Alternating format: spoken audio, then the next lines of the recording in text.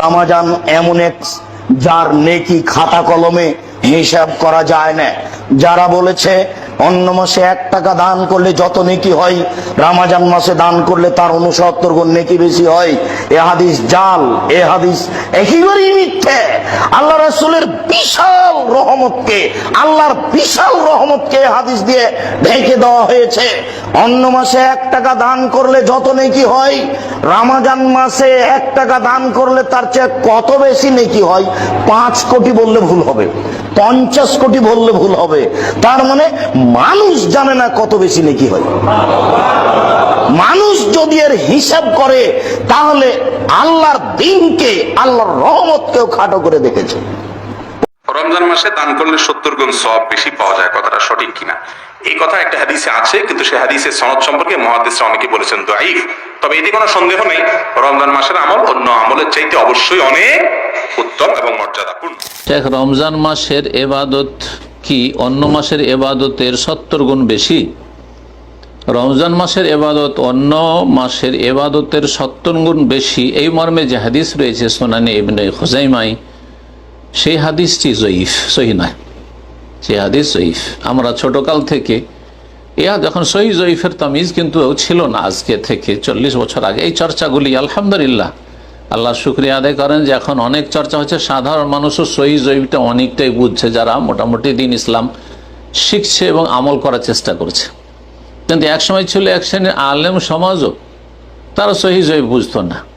আমরা মাদ্রাসায় ছাত্র, লেখাপড়া করেছি, আহলে হাদিস মাদ্রাসায় পড়েছি, তারপরে এই হাদিস ওয়াজ মাহফিল আমরা শুনতে থেকেছি।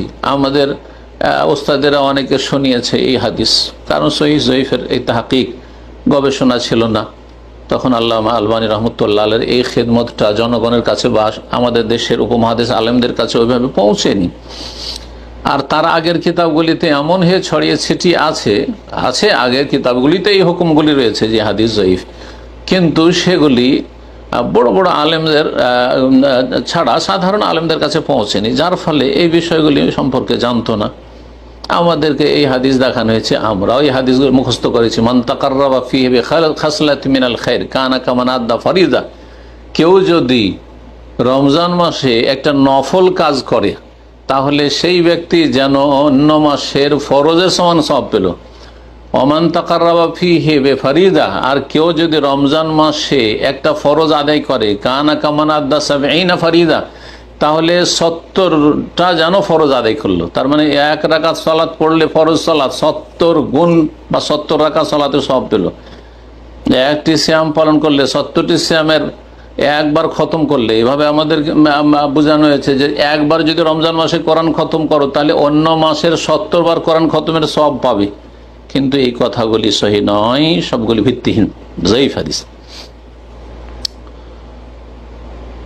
এর মানে এই নয় যে আমরা নফল ইবাদতবন্দি করব না। অনেক ফজিলত রয়েছে, অনেক হাদিস রয়েছে রমজান মাসের ফজিলতে, সিয়ামের ফজিলতে, রমজান মাসের নেক আমলের ফজিলতে।